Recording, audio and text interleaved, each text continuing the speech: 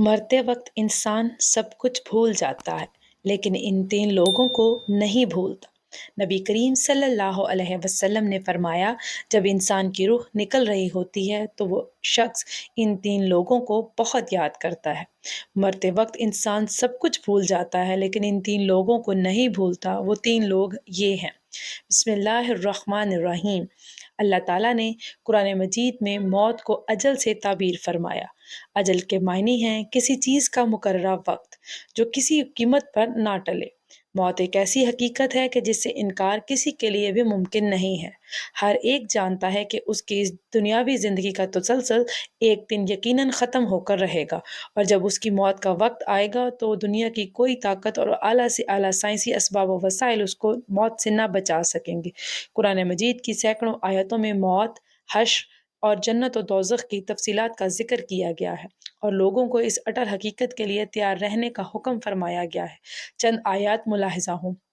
ہر جان موت کا مزہ چکھنے والی ہے، اور تمہارے اجر پورے کے پورے تو قیامت کے دن ہی دیے جائیں گے۔ بس جو کوئی دوزخ سے بچا لیا گیا اور جنت میں داخل کیا گیا وہ وقتاً کامیاب ہو گیا، اور دنیا کی زندگی دھوکے کے مال کے سوا کچھ بھی نہیں ہے۔ ایک اور جگہ ارشاد ربانی ہے، اور کوئی شخص یہ نہیں جانتا کہ وہ کل کیا عمل کمائے گا، اور نہ کوئی شخص یہ جانتا ہے کہ وہ کس زمین پر مرے گا۔ بے شک اللہ خوب جاننے والا ہے۔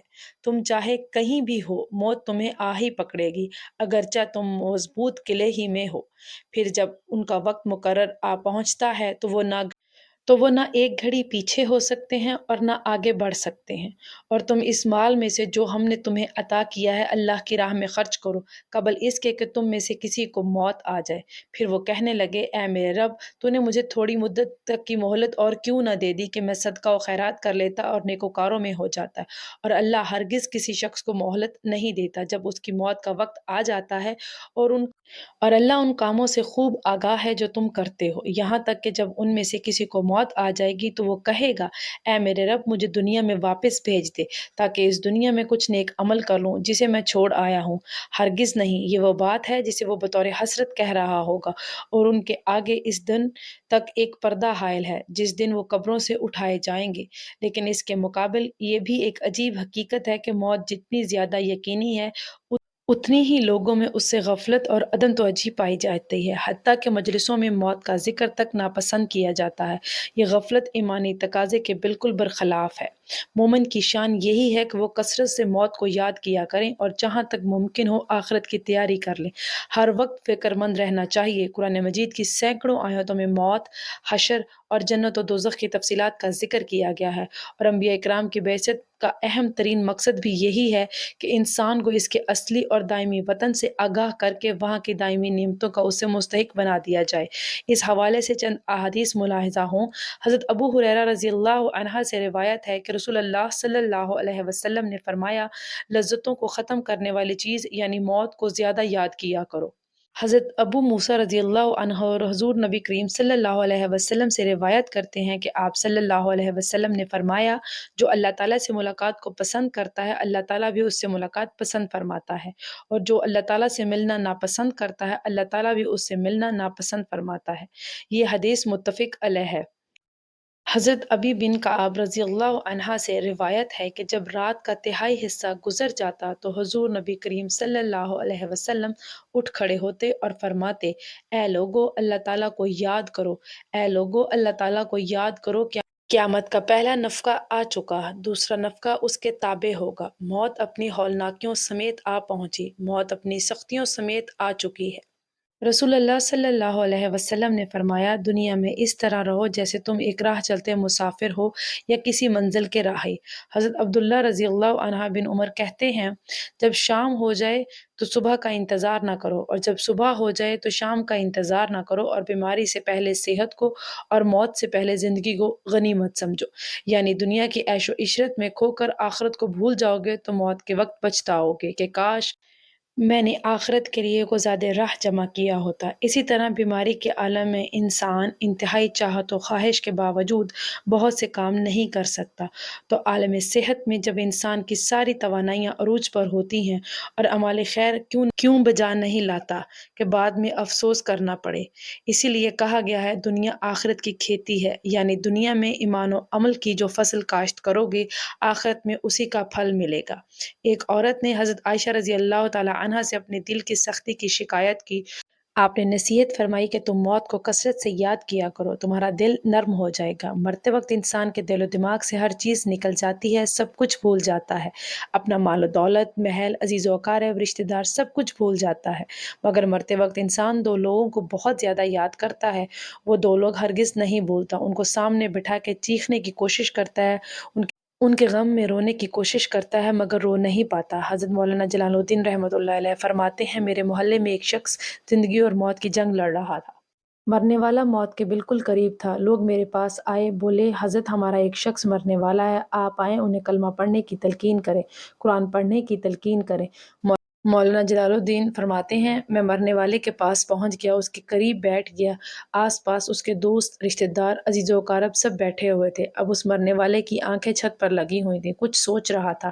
اللہ نے اسے بولنے کی توفیق دی، وہ رو کر کہنے لگا میرے بچے کہاں ہیں؟ اس کو نہ کمایا ہوا مال یاد آیا، نہ دولت یاد آئی، نہ عزیز و اقارب، یہاں تک کہ اسے ماں باپ بھی یاد نہ ہے، بس وہ کہتا رہا میرے بچے کہاں ہیں؟ بچے دوڑ کر آئے، ساتھ میں بیٹھ گئے۔ پھر کہتا ہے میری بیوی کہاں ہے؟ بیوی دوڑ کر آئی اور ساتھ بیٹھ گئی۔ اب کہتا ہے تمہیں دیکھ کر میرا دل رو رہا ہے، سوچ رہا ہوں کہ میرے مر جانے کے بعد میرے بچوں کا کیا بنے گا۔ انسان جب مرتے وقت بچوں کو دیکھتا ہے، اللہ تعالیٰ جب اسے دیکھنے کی توفیق دیتا ہے، ہمت دیتا ہے، جب آخری بار بچوں کو دیکھتا ہے تو وہ یہ بھول جاتا ہے کہ میرے مرنے کے بعد میرا کیا بنے گا۔ یہ سوچتا ہے کہ میرے مرنے کے بعد میری اولاد کا کیا بنے گا، میرے مرنے کے بعد پتہ نہیں ان بچوں کا میری طرح کوئی خیال رکھے گا بھی یا نہیں۔ اس کی آنکھیں رو رہی ہیں۔ بیوی کو نصیحت کرنے لگا میں تو دنیا چھوڑ کے جا رہا ہوں، مجھ پہ ایک احسان کیجیے گا کہ میرے ان بچوں کو قرآن مجید کی تعلیم لازمی دیجیے گا۔ ان کے منہ سے نکلا اللہ کا نام میری قبر کو روشن کر دے گا، مجھے جہنم کی آگ سے اللہ کے عذاب سے دور کر دے گا۔ ان کو دین کی تعلیم دینا۔ ایک واقعہ ملاحظہ فرمائیں۔ حضرت سیدنا موسیٰ علیہ السلام کا ایک قبرستان سے گزر ہوا۔ آپ علیہ السلام نے دیکھا کہ قبرستان کی ایک قبر کے اندر مردے کو دردناک عذاب دیا جا رہا ہے۔ مردہ عذاب میں مبتلا ہے، اس کی قبر جہنم کے گڑھوں میں سے ایک گڑھا بنی ہوئی ہے۔ مردہ عذاب میں مبتلا ہے، چیخ و پکار کر رہا ہے۔ حضرت سیدنا موسیٰ علیہ السلام آگے چلے گئے۔ کام کرنے کے بعد واپسی جب اسی رستے سے گزر ہوا، آپ نے دیکھا وہی جہنم میں جلنے والا شخص جس کی قبر میں عذاب دیا جا رہا تھا، اب وہ شخص جنت میں ٹہل رہا ہے، اس کی قبر جنت کا باغ بنی ہوئی ہے۔ آپ علیہ السلام نے دونوں ہاتھ اٹھائے، عرض کی میرے مولا تھوڑی دیر پہلے میں یہاں سے گزرا تھا، یہی قبر جہنم کے گڑھوں میں سے گڑھا بنی ہوئی تھی، تھوڑی دیر کے بعد یہ جنت کے باغوں میں سے ایک باغ کیسے بن گئی؟ اللہ نے فرمایا موسیٰ یہ شخص جب مرا تھا، مرنے سے پہلے اپنی بیوی کو حاملہ چھوڑ کے مرا تھا۔ بیوی کا ایک بیٹا پیدا ہوا، بچہ آج چھوٹا کل بڑا، تھوڑا سا بڑا ہوا تو اس کی بیوی نے بچے کو مسجد میں بھیجا۔ معلم صاحب نے بچے کو بسم اللہ الرحمن الرحیم پڑھائی۔ جب اس بچے نے بسم اللہ الرحمن الرحیم پڑھی تو موسیٰ مجھے حیا آئی کہ اس کا بچہ میرا نام لے اور میں اپنے نام لینے والے کے باپ کو جہنم میں ڈالوں، یہ بات میری رحمت گوارا نہیں کرتی۔ اس لیے ہمیں چاہیے کہ اپنے بچوں کو قرآن مجید کی تعلیم دے۔ اگر تم چاہتے ہو کہ تمہاری قبریں روشن ہوں، عذاب تمہارے قریب بالکل نہ آئے، تو اپنے بچوں کو قرآن مجید کی تعلیم دینا۔ حضرت مولانا جلال الدین رحمۃ اللہ علیہ فرماتے ہیں وہ شخص توبہ کرتا کرتا یہ کہتا کہ میرے بچوں کو قرآن کی تعلیم دینا، ایک دم اس کی زبان لڑکھڑانے لگی، اس کا بدن کانپنے لگا، موت کا فرشتہ آ گیا روح نکالنے کے لیے۔ فرماتے ہیں جب انسان کی روح نکلتی ہے تو اس کا منہ کھل جاتا ہے، دونوں ہونٹ ایک دوسرے سے جدا ہو جاتے ہیں، انسان کی روح انسان کے پیروں سے نکلتی ہوئی اوپر کی طرف آتی ہے، جب دل اور پھیپھڑوں تک پہنچتی ہے تو وہ یہ لمحہ ہوتا ہے، یہ وہ وقت ہوتا ہے کہ جب انسان زندگی میں پہلی بار فرشتے اور شیطان کو دیکھتا ہے۔ یہ وہ مرحلہ ہوتا ہے جب انسان کے ایک طرف شیطان اس کے کان میں غلط مشورے ڈالتا ہے اور دوسری طرف اس کی زبان سے اس کے عمل کے مطابق الفاظ نکلنے لگتے ہیں۔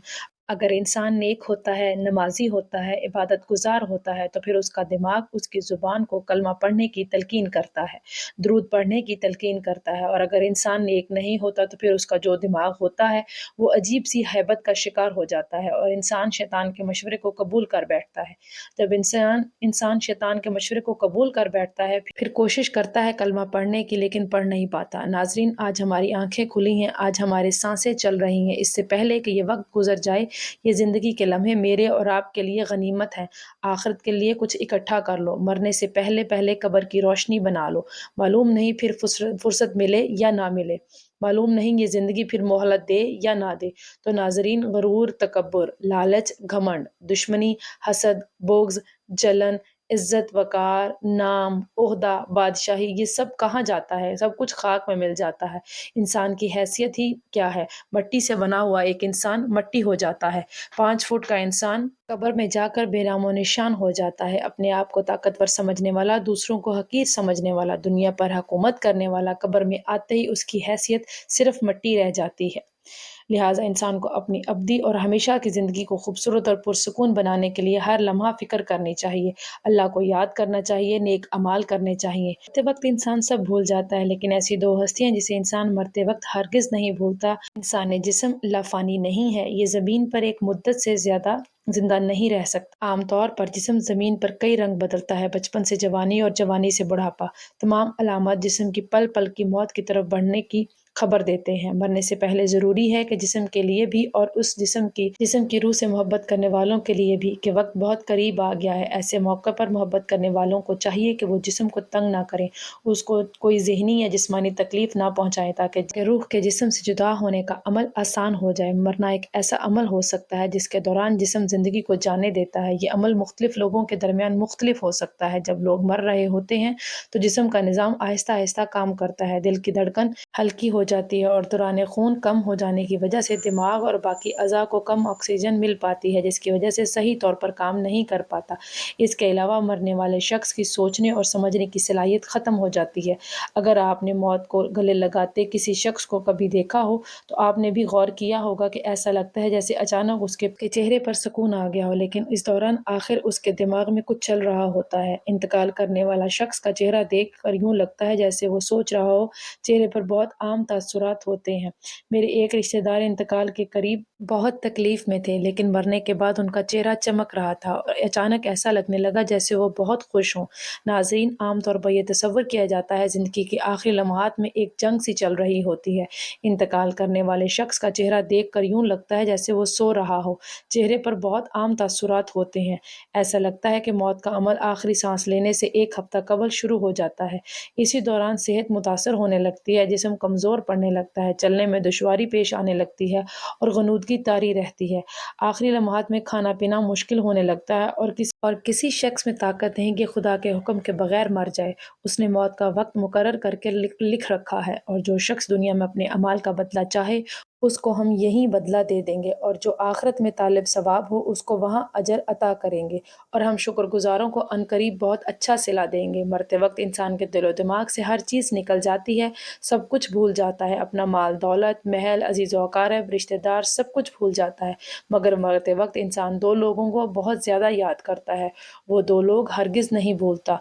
उनको सामने बिठा के चीखने की कोशिश करता है, उनके गम में रोने की कोशिश करता है, मगर रो नहीं पाता। इंसान जब मरते वक़्त बच्चों को देखता है, अल्लाह ताला जब उसे देखने की तौफ़ीक देता है, हिम्मत देता है, जब आखिरी बार बच्चों को देखता है, तो ये भूल जाता है कि मेरे मरने के बाद मेरा क्या होगा।